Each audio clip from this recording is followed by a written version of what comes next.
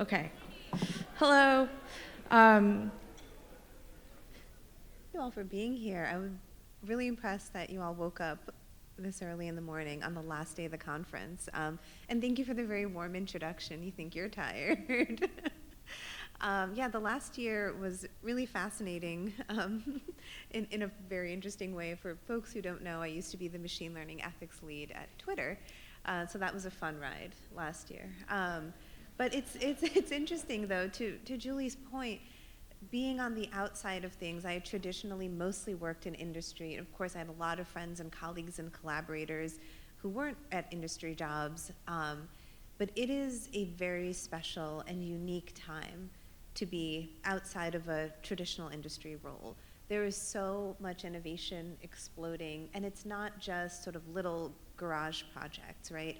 These ideas are at the highest levels of government, the highest levels of influence, the highest levels of society, and that's what I'm here to talk about a little bit. It's about this idea of responsible AI, right? And I feel like those who are in the room have a general idea that we want to build things as data scientists that are good for the world. And what does that mean, and how do we untangle that, especially in this new age of generative AI? So I'm Rumman. I'm a data scientist and a quantitative social scientist. I have been building responsible AI solutions since 2017. So I was first at Accenture. I built their global practice in responsible AI. At that time, the idea of responsible AI was really more philosophical and conceptual than it was reality. I actually started a startup called Parity Consulting and then was acquired over by Twitter. And me and Elon would not really see eye to eye, so that ended up going south in November, and I guess continues to go south for Twitter.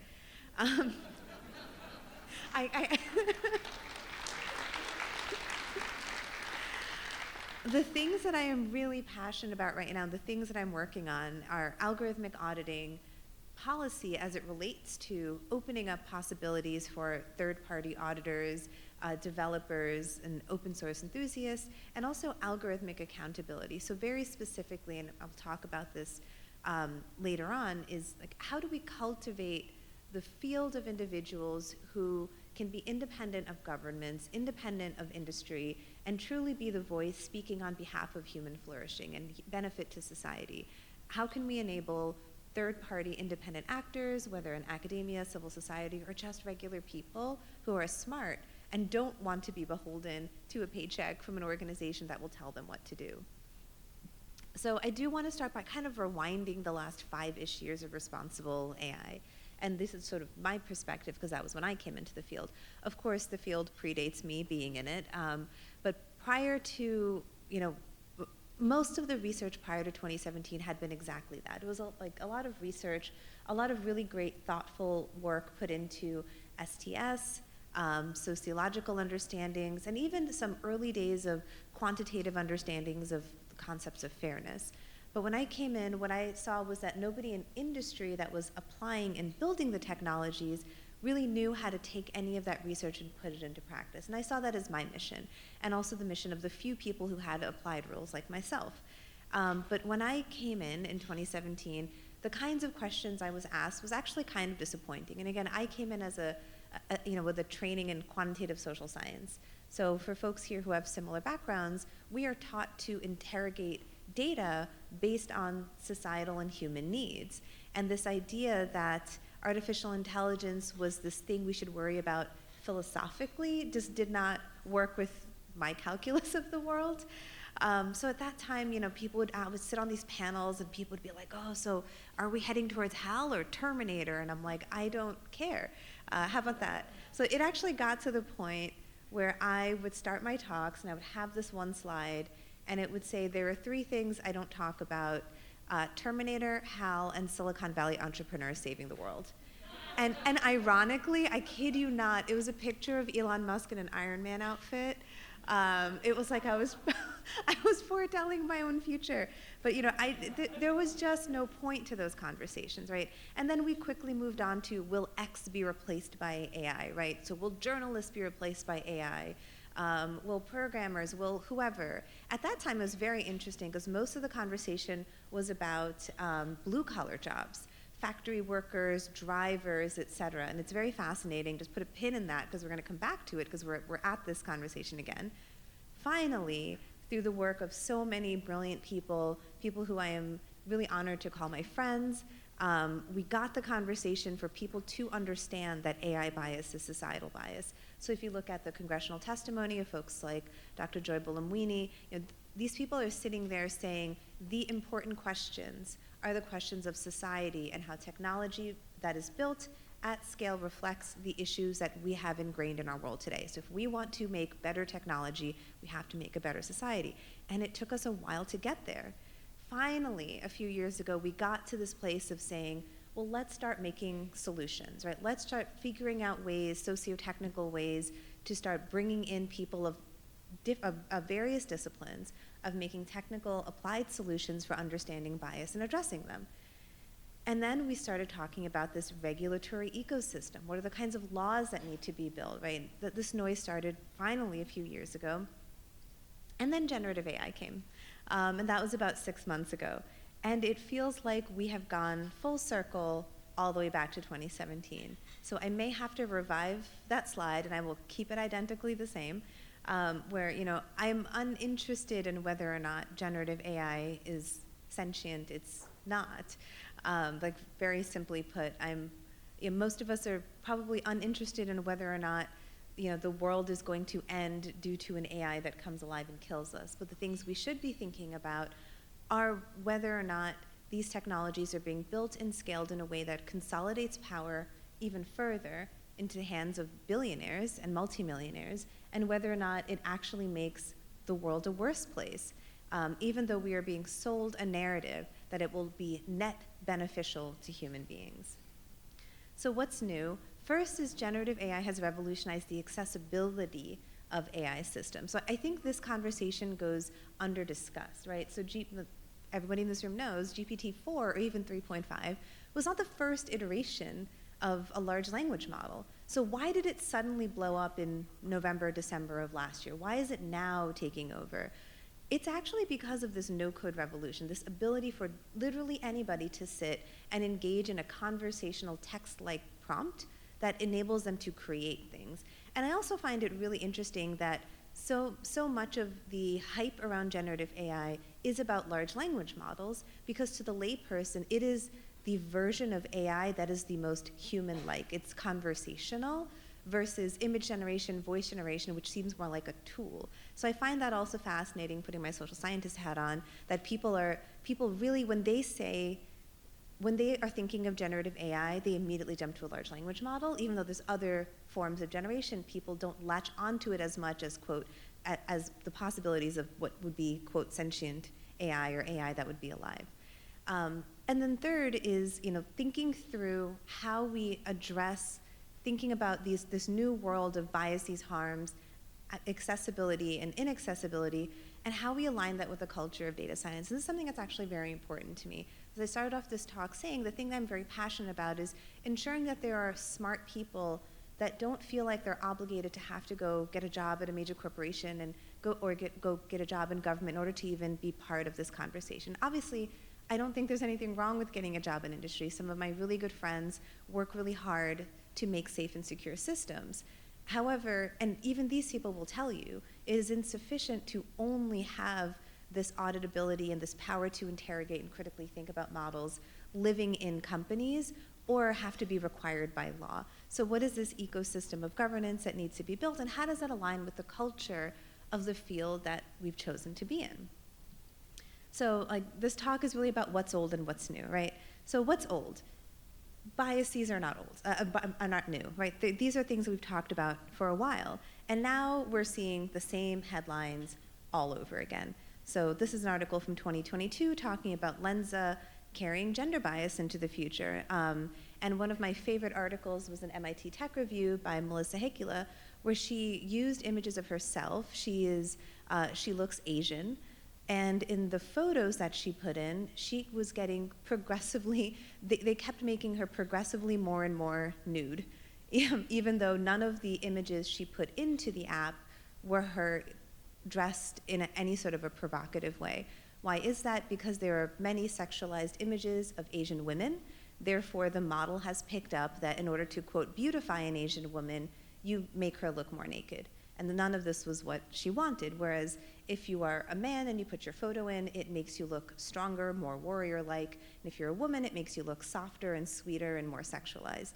And this is, again, not new. Remember, Dr. Sophia Noble's book, Algorithms of Oppression, is from more than 5 years ago. I think it's about 7 years ago at this point, where she talked about the same phenomenon existing about black girls when you did a search on Google. And then also OpenAI's chatbot, not immune to racism. The biases that manifest themselves are the same that we have seen. So this is not new. It's sort of the same problem in a new dress. But what has changed? So we are no longer in the early days of AI. As I mentioned, we all spent years getting the narrative shifted from, is AI going to come alive? Is AI going to take every job? To, let's talk about the inherent problems before we assume we are adopting this technology. And what's really amazing here is that people listened. As I mentioned, like a few years ago, and even last year, it felt like we were making some serious progress, that we were having serious conversations, and those haven't gone away. So what we are now smarter about, in every field, by the way, I'm so deeply impressed with the level of journalism and tech journalism that comes out now, and the smart reporters understanding what the real story is and not buying into the hype as much. But also we have smarter regulators, and we have smarter people who know how to ask the right questions outside of industry. So we have a couple that are pretty notable. The NIST AI Risk Management Framework is one that a lot of folks have been using as a blueprint to help them adopt responsible AI. The Digital Services Act coming out of Europe, which I'm going to talk about in a minute because it's a pretty revolutionary law. The EU AI Act, which if you follow policy, you've been hearing a lot about. And there's also interesting ones coming out of states and cities. Like there's an interesting AI insurance law in Colorado I suggest you look at that's like very, very fascinating. So we're living in this really interesting time of, yes, there is this new technology, yes, there is a lot of hype, but there are a lot more, there's a larger community of people who are smart enough, and not just technologists, right?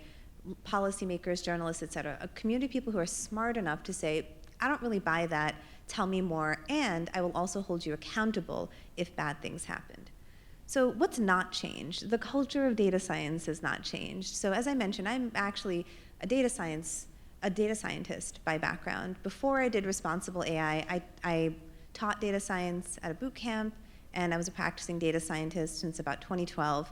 And the thing that I always loved about our community is collaboration, open access, and open source, right? And I have had to explain this to so many people who are trying to make regulation around AI. The thing that makes this technology so interesting to be engaged in, and what really levels the playing field for so many people to get into a field that seems really difficult to be part of, is actually the fact that we don't define ourselves by fancy degrees and fancy titles, right?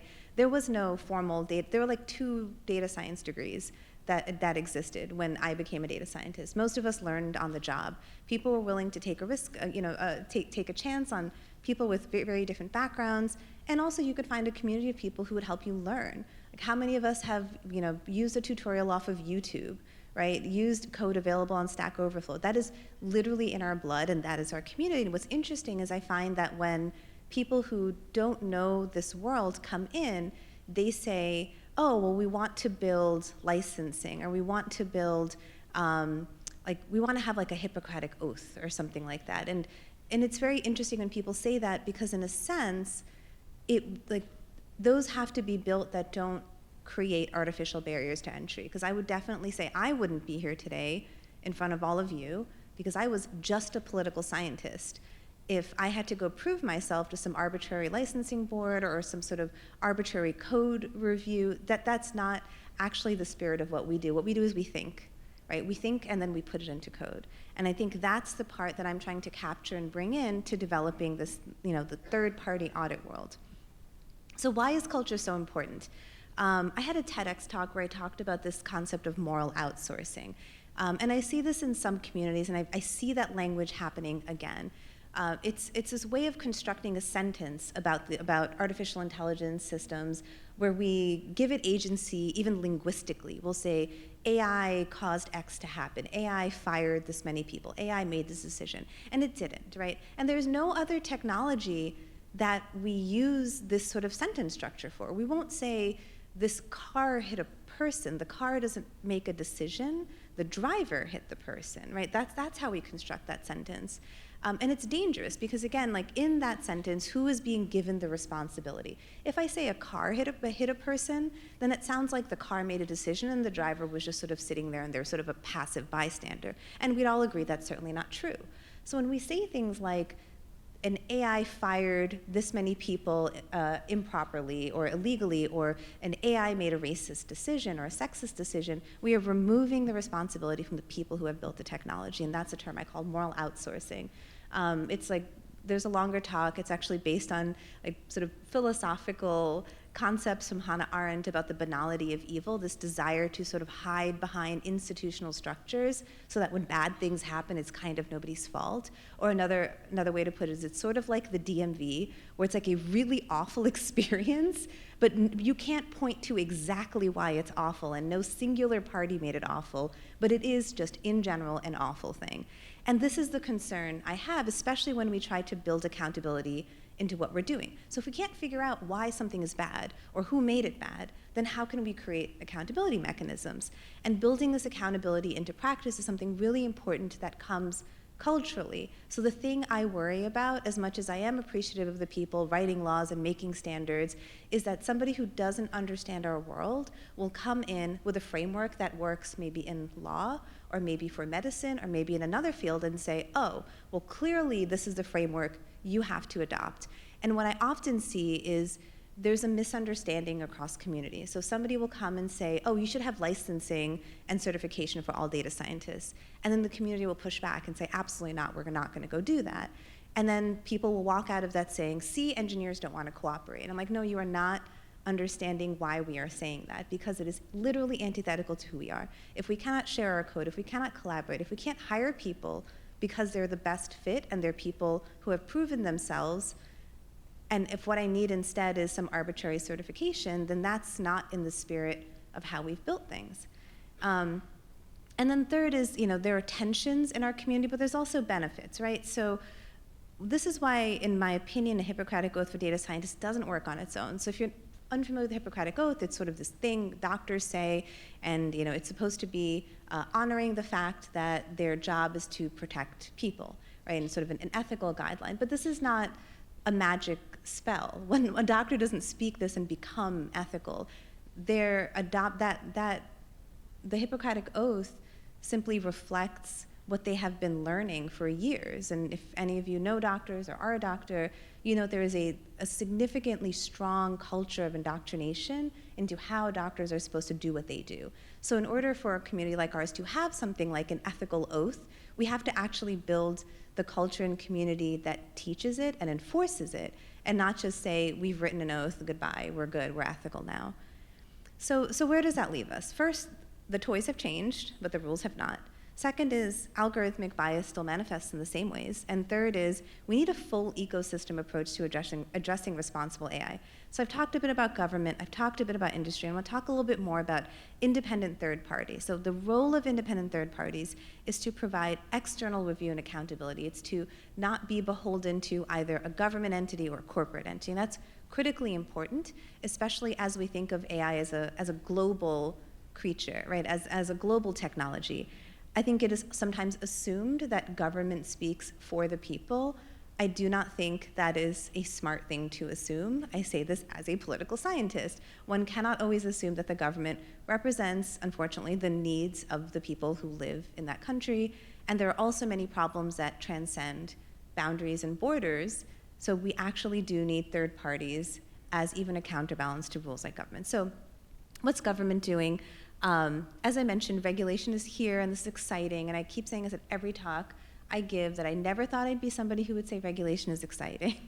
But regulation is kind of exciting, and So in particular, I've been working with the folks in the Digital Services Act. The Digital Services Act is really fascinating to me because it's the audit methodologies are actually built around impact on society.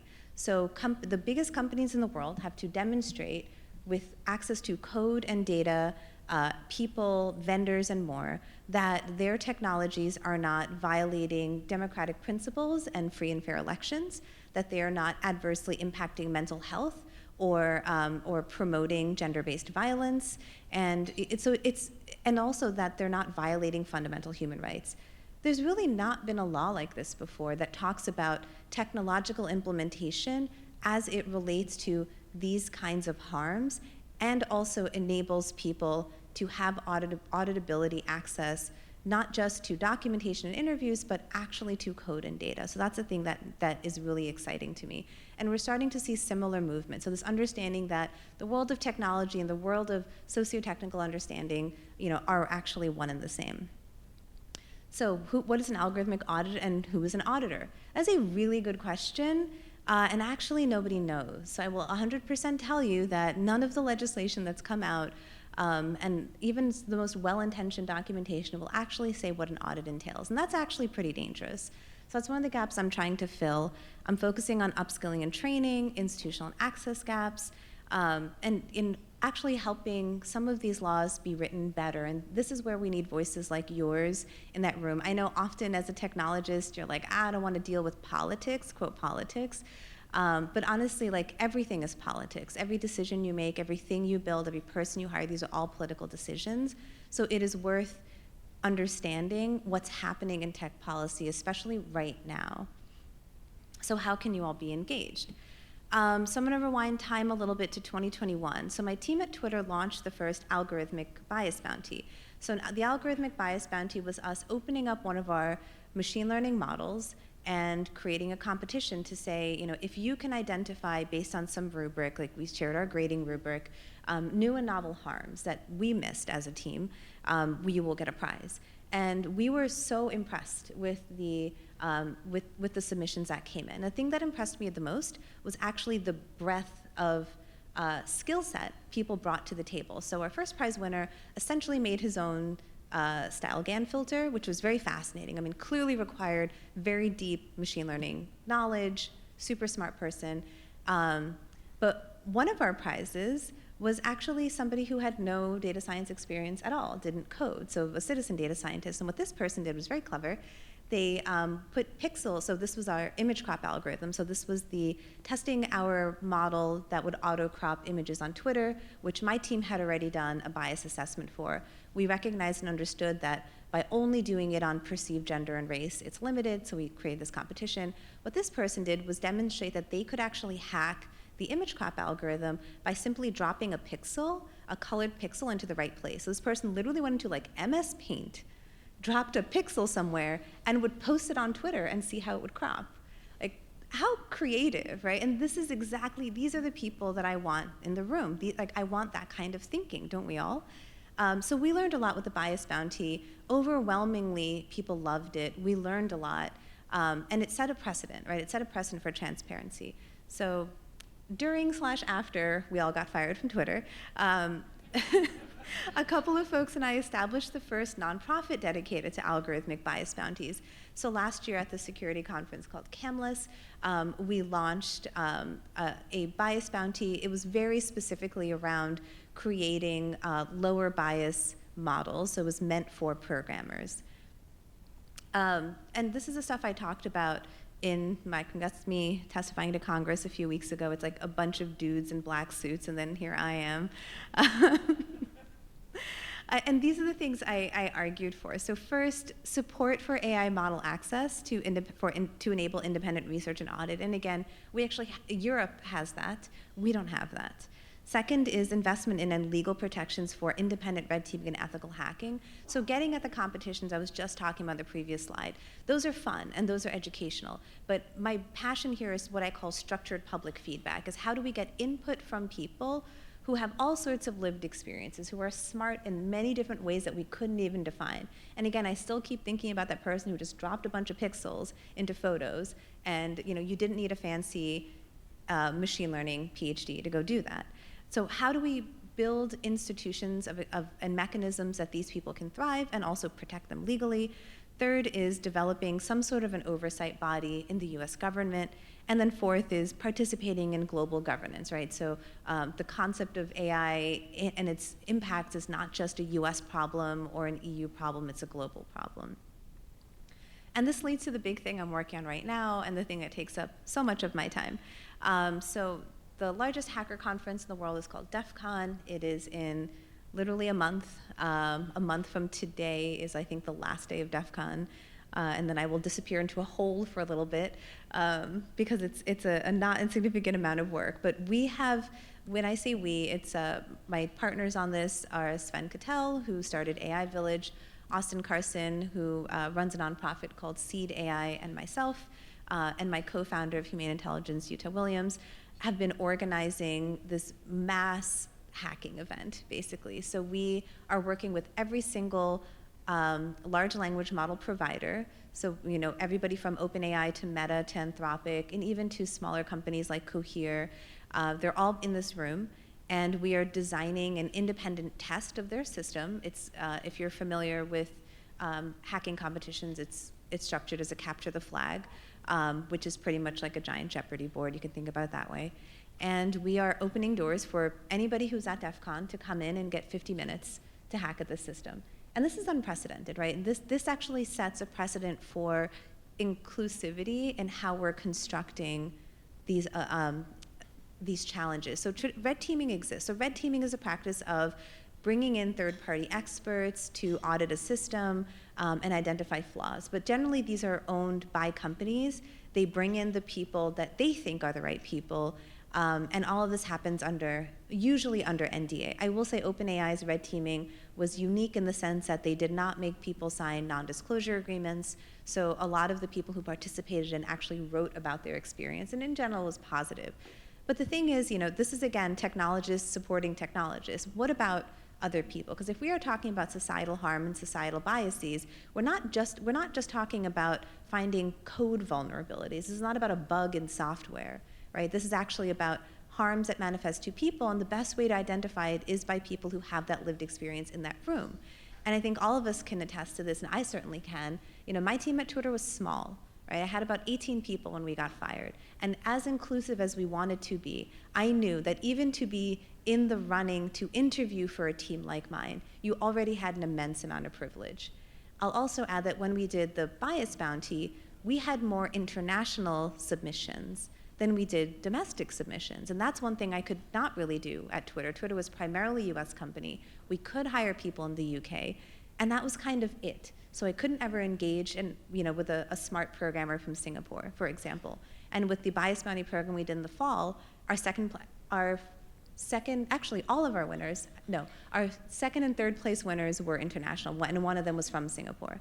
So how do we get more people in this room? So that's the precedent that this is setting. It is also setting a precedent for transparency and openness. And one of the things I'm excited about is the White House is sponsoring this, ? Which makes this like a way more impactful event, I think, than any of us knew it would be. So now all these governments are looking at red teaming. How do we bring in people, how do we include more communities of practice into auditing and assessing models? So we're forging new territory. So first is we're creating these institutional pathways to escalate harms. And I cannot emphasize more how important this is, right? Today, companies do get public feedback. They get public feedback via something going viral on social media. There's going to be a TikTok where someone's going to be like, hey, this model said a racist thing, and then it's going to blow up on TikTok, and then some journalist is going to write an article about it, and then the company is left kind of putting out a fire. And as satisfying as that is sometimes, it's actually not very productive. It doesn't create a world in which companies are actively trying to understand harms because they're so busy being adversarial with everybody. And of course, a little bit of adversarialness is good because, we need to keep systems of power in check. However, what we also need to do is create the right institutions so that if there is a good faith actor who really does want to fix their problems, that they're allowed to do that, right? They're not just being punished just for the sake of headlines. So second thing we're doing is I'm learning from the expertise in cybersecurity. So AI security, quote, is its own kind of field. So people who are more traditional InfoSec people are very used to finding vulnerabilities in bugs and code. And one thing I found in developing this challenge, because I'm sort of writing the challenges, et cetera, is that a lot of the traditional security people think of prompt injections and prompt hacking. And some of you in the room might be familiar, but this is when you're just sort of tricking the model into doing something. So I'll give you an example.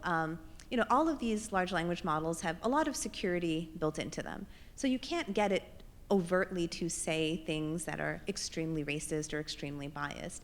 But you can do things like trick it into doing stuff. So there's one that's called the grandma hack. And the grandma hack is when you say, my grandma was a nuclear systems engineer, and when I was a kid, she used to tell me launch codes.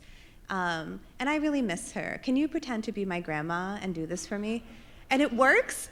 I mean, it doesn't tell you launch codes, but like the grandma hack, actually, you can try it after this. Like some of these hacks actually work. Another one was do anything now. That sort of was trending for a bit. But there's also, and so those are obviously useful to find. Prompt injections are traditional hacking. But remember, the world of responsible AI is not just malicious intent, it's also unintended consequences. And that's the part that actually brought me into responsible AI, understanding when people are actually meaning to do the right thing, but because of sort of flaws in the way the institution is designed to check and balance itself, bad technology occurs. So the other half of it is what I'm calling embedded harms. So the way we're structuring it is we're giving people access to Wikipedia, and we're actually asking them to induce the model to hallucinate and to say bad things. And interestingly, the companies are super interested in this. Like, yes, they understand that people may hack the system to do something, but they're actually as interested, if not maybe slightly more interested, in identifying, for example, multilingual vulnerabilities. So Roya Patzad of Taraz, if you're familiar with her work, she's really brilliant. You should certainly look her up. Did a really great job of demonstrating how in English you couldn't get LLMs to make insensitive jokes, but in Farsi it was very, very easy to. She also demonstrated how you could not get certain LLMs to write a race classifier in English, but again, in Farsi, it did it immediately. So these are the things that we're trying to find. So not just sort of the hacks and the gotchas, but also the organic harms, because those are the ones that are most likely to manifest for regular people. So as I've mentioned, we're partnering with corporations, government, independent third parties. The White House and OSTP and NIST are also in the room to design this. That's exciting. And then the last is actually creating pathways for underrepresented communities. I mentioned our third partner is Austin Carson from Seed AI. Seed brings community college students into the field of artificial intelligence. And the Knight Foundation is kindly sponsoring 120 community college students from around the country to come to DEF CON and be part of this competition. Also next week at Howard University, I'll be in DC with my co-organizers, and we're hosting a mini event at Howard as well. So what are we collecting? And this is the part where I get super interested. At-scale data about harms due to AI models, and also research into how hackers hack. Interestingly, we have a bunch of people who are ethnographers who are just really interested in what makes people hack models the way they do.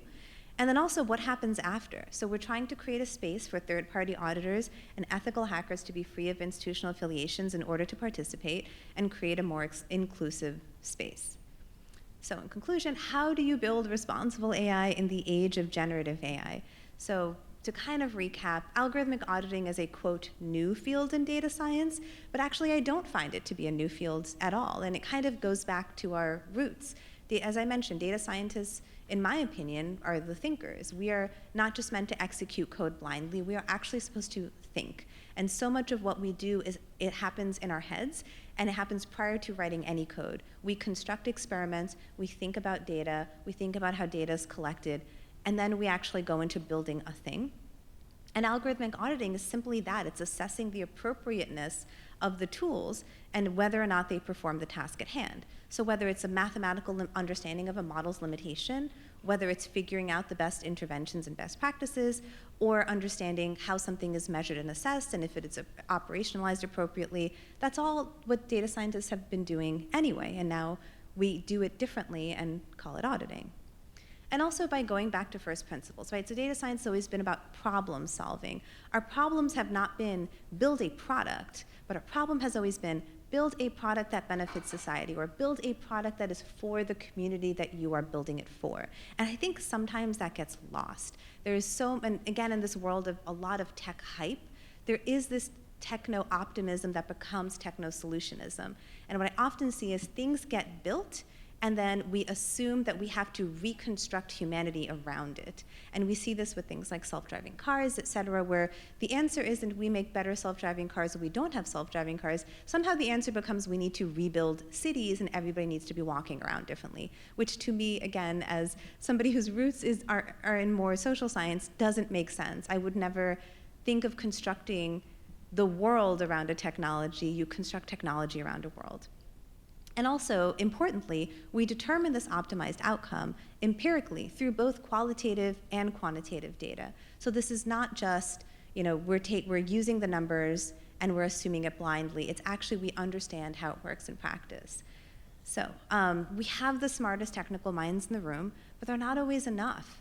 So for models that work at scale, we actually need non-exploitative at-scale solutions to address harms. We need a spectrum of accountability. And we also need more voices that provide the structured feedback and ways to have companies accountable for identified harms. And if you will be at TEF CON or interested in being at TEF CON, check out airedteam.org. That's a little website. My nonprofit, Humane Intelligence, is actually building out more of these educational red teaming and bias bounty exercises. So you're going to be hearing more from us. And we also have a for-profit that we're doing this work for companies as well. But thank you very much, and we're open for questions.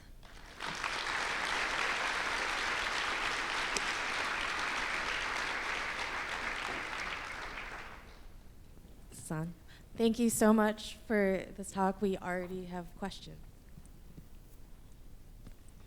Thank you very much for an insightful talk. In our open source communities, we often talk of codes of conduct, but I was having conversation yesterday about those, and they don't suffice because codes of conduct can be used like ethics, as you were saying. We took the oath, we're now ethical. We have a code of conduct, we're now inclusive. Right. You also need to have enforcement practices and a disciplined community around enforcing that practice. What form would that take with respect to AI ethics? Do we just cancel people on Twitter? That is such a I'm very appreciative of your question. And I wish there were more people like you speaking to Congress, because right now the general understanding in Congress is that the open source community is this crazy free-for-all of people who just do whatever they want. I've also sat in conversations where folks that are more on the AI doomer and X-risk end will say, oh, well, these models leaking are inevitable. Look at what happened with Llama. And once it gets into the hands of the, quote, open source community, they're going to go build evil AI that will take over the world. So it's interesting that this misconception of what the open source community is now actually feeding into the hype and fear. So interestingly, there is hype and fear around what open source even is. And sometimes I'm even explaining how these communities operate and how they are. And you're right, what's really fascinating to me, and my answer to that person who said, oh, well, and if anybody gets their hands on it, then someone's gonna go build this terrible AI. My answer to that was, so why every day don't we have someone drive to Home Depot, buy a bunch of fertilizer and bleach and set off a bomb? Like genuine question, right? So why we have all the tools to go make bombs 5 minutes away from where all of us live. Why isn't that happening all the time? And it's actually not a rhetorical question. So much of it actually is about, as you've mentioned, building a community, having enforceability. So even if I don't care what the cops think or I think the government's evil, most people feel a kinship in some general community. There is somebody's voice that they value, and even if that is the small group of programmers who works on this code with you.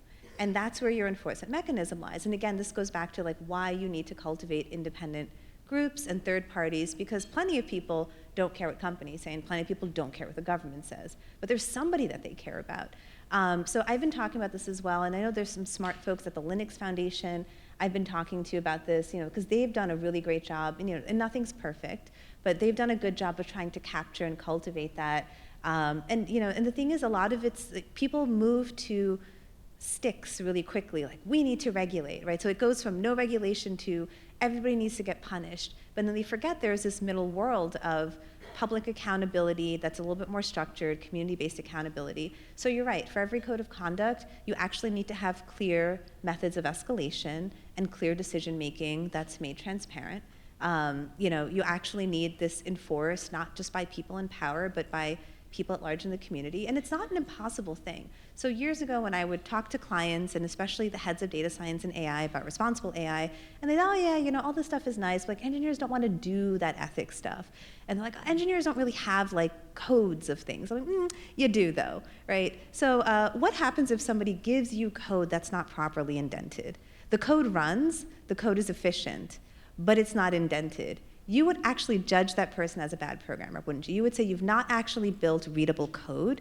That has nothing to do with your code's performance. Your code could be great, but what it doesn't do is actually fulfill the community need of sharing your information in an understandable way. What if somebody gave you code that didn't have inline comments to explain what the code is doing?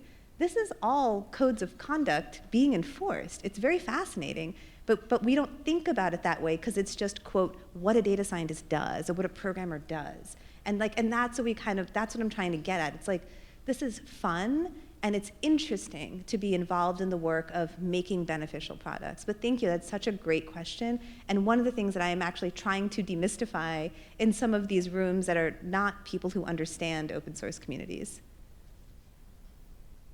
Great talk. Quick question that's not regulation and not technology, but one of the things that is infuriating is how much it's personified as opposed to it's a tool. A tool has these boundaries.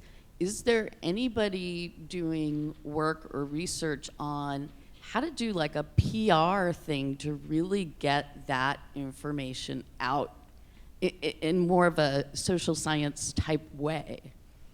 Yeah, the short answer is not explicitly, and I completely share your frustration. And again, so much of the hype around AI is built on this false construct that it's making independent decisions or it is smart.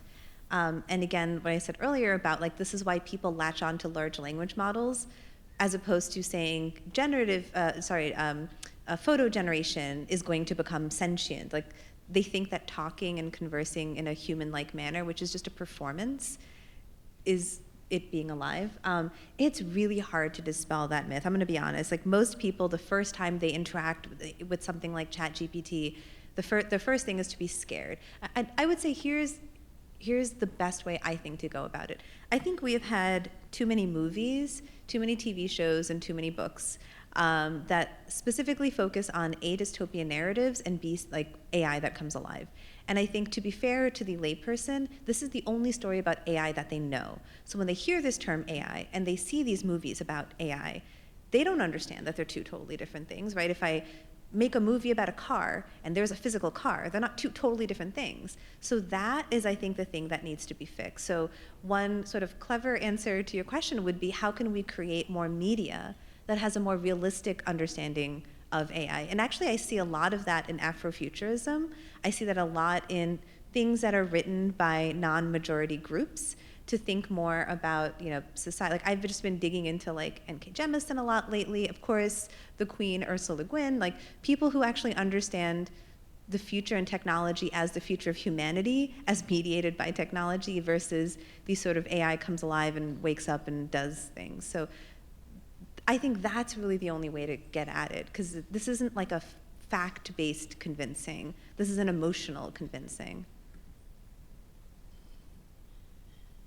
Hi, thank you for the really great talk and sort of thought structures to use. I have a question specifically about something that I experienced building an AI application recently. I'm a college professor and I taught a summer class and I built a little AI-backed chatbot to sort of the students talk to it. It's very great. And I made like a sort of a thing to scrape the conversations and like build summaries of the students.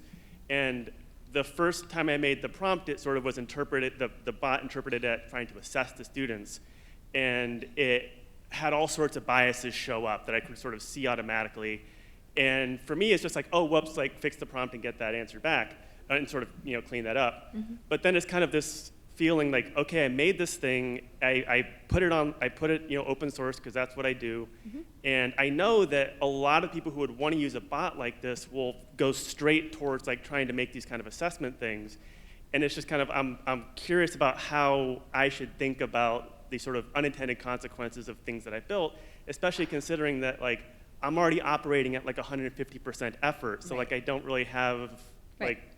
If the solution is do a bunch of extra work, I don't know how to do that while also like doing my job and staying open and doing all those sort of things that align with my values. Yeah, so great example. And if you wouldn't mind like sharing it with me, I would love to talk about it or feature it. And I'm back in DC literally next week. Like these are the kinds of things people need to see, right? Also, I'd love to interview you for this paper I'm working on. So two things. One is this paper I'm working on, but also in general. So Irene Solomon from the Hugging Face has a really good paper on sort of the spectrum of openness, and she really lays out that it's more than just closed and open source. There is sort of a spectrum of gated access, and anyone who's been working with any of the various different kinds of generative AI models knows that some of them are fully closed, like OpenAI, you just have like this API access and it just spits out something. And then some of them are like fully open where you get access to both the data and the models, and there's also sort of everything in between. And the paper that I'm actually working on right now is, given different degrees of openness, what is a reasonable expectation, to your point, about like, what could I even do given my workload and this is gonna be open, reasonable expectation of responsible release of your code and your data. So that's actually something I'm actively working on. And the second thing is like, and again, like I know I'm biased because I'm a social scientist, but creating the right institutions to report these things. So in InfoSec, what you would do if you were saying, oh, I was toying around with this code and I found this vulnerability. I'll give you a great example. A bunch of people in Georgia, in Georgia had found that the voting machines had a very basic vulnerability back in the 2016 election. So what happens in InfoSec is companies actually have reporting channels, and they have bug bounties. And if you find a harm, you actually get paid some amount of money to compensate you for doing that. And we have none of that in this field. So right now, to your point, you're like, what can I do? Who am I going to tell this to, right? Sure, if you have like the time and energy and the number of followers on social media, you can make a stink about it. But even then, like, it's going to get you like 15 minutes of fame. That's it. And this is the thing we're trying to solve for. So someone like you can find something, have a reporting mechanism to like send it to a group of independent people who would then appropriately place it on like some sort of like a harms categorization. One thing we're building post-DEF-CON is responsible disclosure. So what responsible disclosure means is when we find harms, we notify companies. They get a certain amount of time to address that harm, and that's sort of a ticking bomb. And if they can address it, they cannot address it. But they know that in 60 days, this information is going to the public. And that allows them safe harbor to deal with it as they want to. They have advance notice, but also they're not fully off the hook. This will go and be made public. But again, we don't have any of these institutions at the moment. So you're right, there are so many stories like yours of somebody who finds something. And the other problem with that is, by the way, the other thing I'll add is we get a lot of, what ends up happening in responsible AI is we get a lot of one-off examples and not a good understanding of systemic harms, right? Because all of us in this room know that these models are probabilistic. Like, you'll never have a perfect model. It will sometimes spit out things it shouldn't. What's the difference between a one-off fluke and a systemic harm? We're not really going to know that unless we collect mass amounts of data, right? So to your point, the other part of it, which would be so valuable to have institutions, is places where we're storing and keeping this information. So there are a few places that are starting to do it. There's the AI Incident Database, which is right now mostly a collection of like news articles. And then there's a smaller group called ARVA, but like none of these institutions exist yet. But I would love to talk to you afterwards. So much. The microphone. Thank you so much for your talk. There are some questions on Slack that we'll make sure we get to you, and I think you'll be around for the rest of today. And yeah, thank you so much again. Thanks. Thanks, everybody.